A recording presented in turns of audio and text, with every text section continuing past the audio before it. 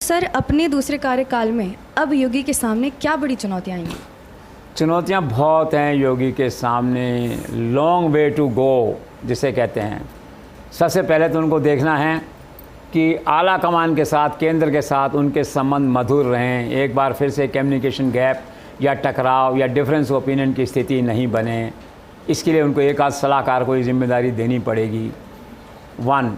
दूसरी चुनौती उनके सामने है कि 2024 में देखना है कि जो अब की आया है पोल परसेंटेज, काफ़ी हद तक कटसी मायावती था वो एक जो है।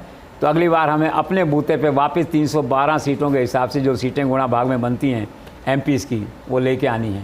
उसमें गड़बड़ नहीं रहे कोई किसी तरह की। फिर तीसरा उनका ये भी है कि एडमिनिस्ट्रेशन जो है जिसके कारण से उनको यश मिला, ये लॉ एंड ऑर्डर के कारण से और दूसरी घटनाओं के कारण से जो है, तो ये जो हैं इंटैक्ट हैं, इसमें अपन और आगे बढ़ें दैट वे। चौथा ये है कि भाई उनकी जो ठाकुर एक छवि बन गई है कि ठाकुर ब्यूरोक्रेसी को प्रमोट करते हैं कि नहीं, एक परसेप्शन बन गया है दैट वे, उसको उनको हटाना है। और पाँचवीं सबसे बड़ी बात ये है कि जो केंद्र के नॉमिनी यहाँ आ गए हैं, अब बनेंगे सरकार में, चीफ मिनिस्टर तो योगी रहेंगे, लेकिन नॉमिनी जो केंद्र से आते हैं दिमाग में रहता है हम तो केंद्र के आदमी, हम तो मोदी के आदमी, अमित शाह के आदमी हैं, तो वो उनके साथ तालमेल रहे, कोई कन्फ्रंटेशन नहीं हो। ये सारी चुनौतियाँ और डेवलपमेंट का जो एजेंडा है, इस बार ये भी तय हुआ है कि डेवलपमेंट को ही वोट मिलते हैं, तो डेवलपमेंट के लिए भारत सरकार से पैसे लाना, चीज़ों को करना। तो बाय एंड लार्ज ये मोटे मोटे तौर पे चुनौतियाँ हैं। और लॉ एंड ऑर्डर का जो जिक्र करते हैं आप, तो एक घटना का जिक्र करना चाहूँगा मैं आपको, जो है मुझे आदित्य ने बताया कि वाराणसी गई थी, कुछ गाँव में भी घूमने गई वहाँ पर, तो एक महिला मिली, उसकी 18 साल की लड़की थी।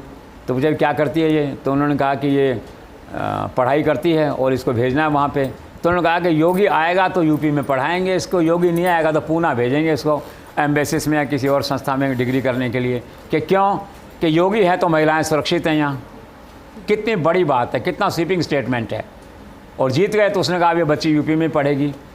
तो ये जो परसेप्शन बन गया है वहाँ पर योगी के बारे में भी, कि अगर योगी है, नरेंद्र मोदी और अमित शाह अगर हैं तो महिलाएँ सुरक्षित हैं, कितनी बड़ी बात है। सरकार ने एक अभियान चलाया वहाँ पे, एंटी रोमियो जो है, 14,000 लोगों को गिरफ्तार किया उसमें। फिर दावा हुआ गृह मंत्रालय से 41% जो महिला अपराध हैं कम हो गए हैं ये। तो ये सारी बातें हैं अपनी जगह।